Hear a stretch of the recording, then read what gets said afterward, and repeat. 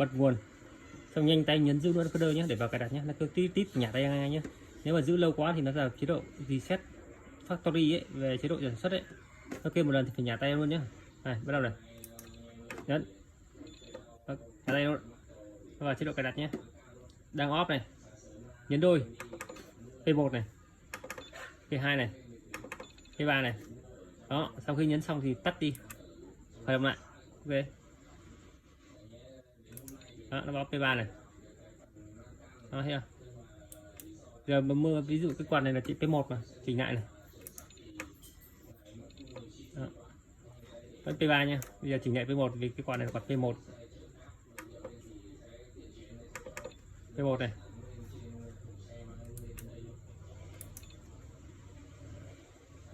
P1 ha.